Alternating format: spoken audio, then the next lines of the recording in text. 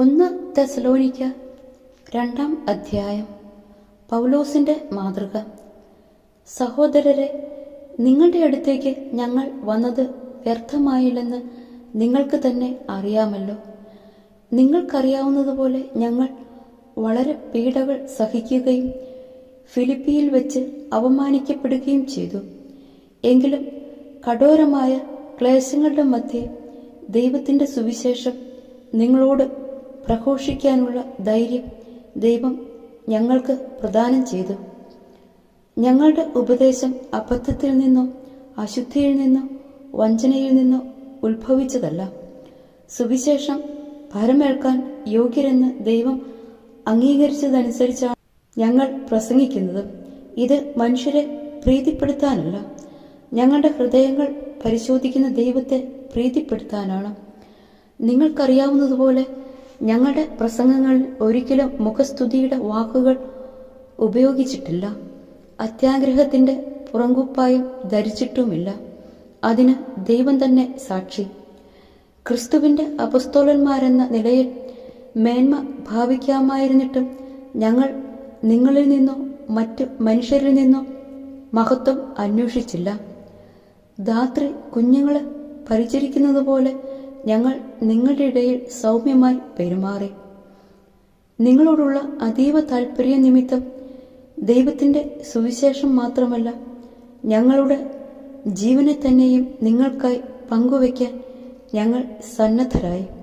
കാരണം നിങ്ങൾ അത്രമാത്രം ഞങ്ങളുടെ വാത്സല്യ ഭാജനങ്ങളായിരുന്നു.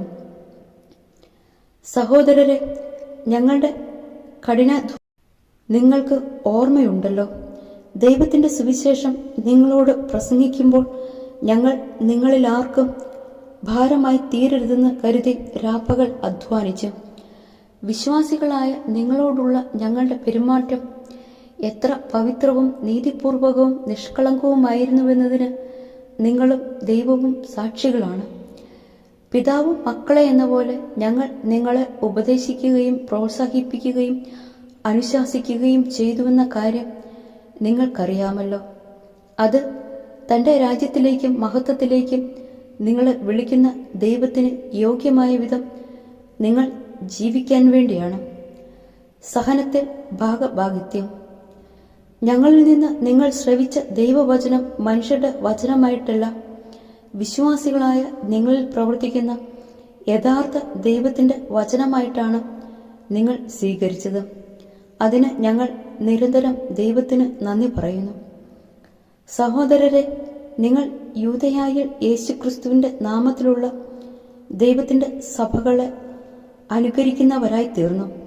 എങ്ങനെയെന്നാൽ യഹൂദരിൽ നിന്ന് അവർ സഹിച്ചവയെല്ലാം തന്നെ സ്വന്തം നാട്ടുകാരിൽ നിന്ന് നിങ്ങളും സഹിച്ചു.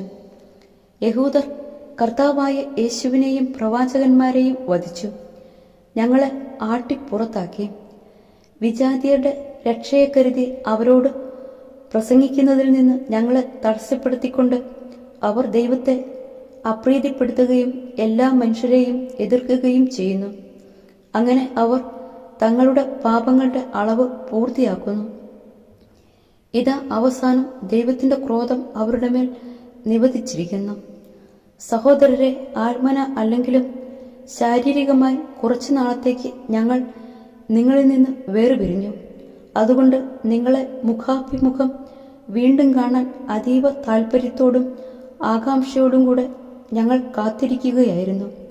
അതിനാൽ നിങ്ങളെ സന്ദർശിക്കാൻ ഞങ്ങൾ പൗലോസായ ഞാൻ പല പ്രാവശ്യം ആഗ്രഹിച്ചു. എന്നാൽ സാത്താൻ ഞങ്ങളെ തടസ്സപ്പെടുത്തി. കർത്താവായ യേശുവിന്റെ പ്രത്യാഗമനത്തിൽ അവിടുത്തെ സന്നിധിയിൽ ഞങ്ങളുടെ പ്രത്യാശയും ആനന്ദവും അഭിമാനത്തിന്റെ കിരീടവും എന്താണ്? അത് നിങ്ങൾ തന്നെയല്ലേ? എന്തെന്നാൽ നിങ്ങളാണ് ഞങ്ങളുടെ മഹത്വവും ആനന്ദവും.